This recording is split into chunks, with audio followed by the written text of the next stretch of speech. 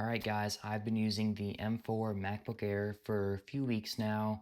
I dropped a short of me unboxing it, so when you finish this, better go check that out. But yeah, I just wanted to share my thoughts on this device, give a few insights of all the key points, and it's the comparison with the MacBook Pro.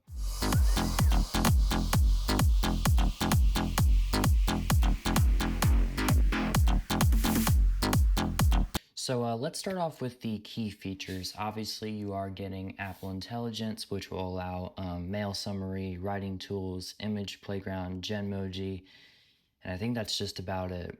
You also get the more helpful Siri for where he'll just give you a summarized list of how to do whatever you're asking for. But we're still waiting on that personal context, which I'm really excited about, but that's literally it. Another key feature is the 12 megapixel center stage camera, and obviously it's in the name. You get the new M4 chip, which definitely beats the previous generation, which was the M3.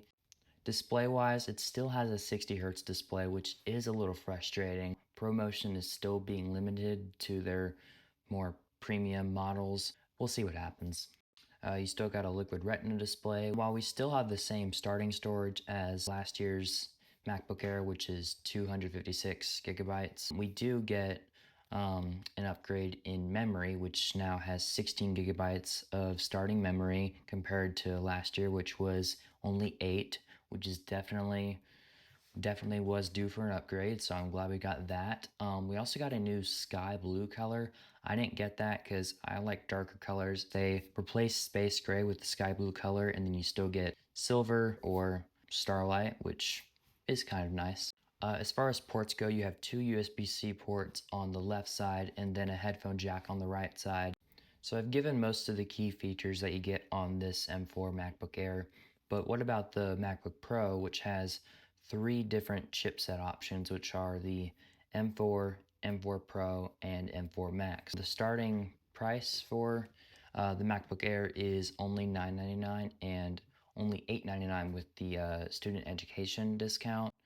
Meanwhile, I think it starts at $1,600 for the MacBook Pro, which is definitely more expensive, but I'll explain why.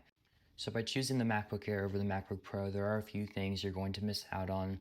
First thing, and this is something that I'm a little disappointed by, is that you don't have the option to select a nano texture display. You also don't get the 512 gigabytes of starting storage. As I mentioned earlier, for the Air it's 256, but for the Pro it's twice that much at 512, which should have been the standard by now. Another thing I mentioned earlier was the additional Liquid Retina XDR display on the MacBook Pro, which just adds a slight bit more contrast. Another difference to point out is that the MacBook Pros have slightly larger displays, with 14 inches being the starting size and then the larger display option of 16 inches.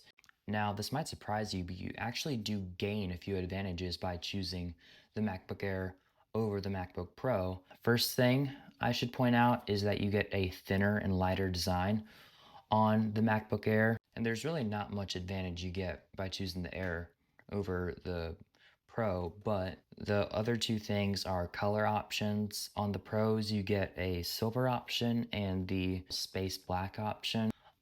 And then for the MacBook Airs, you have four different options.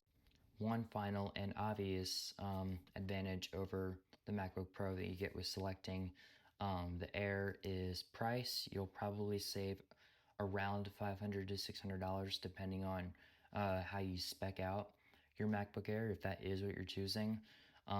So if you are on a tight budget and you know you're not going to be using it for tasks that are really demanding, then this is definitely the laptop for you. So with all this being said, my overall impressions, I really like it. It suits my needs just fine. Most likely I'm going to upgrade every 2 generations. So that's all I got for you guys. I'm trying to make more videos just so that I can provide more in-depth content. And yeah, if you like this video, be sure to like and subscribe. And comment down below something you want to see, and I will definitely consider it for my next short or video. And I'll catch you guys in the next one.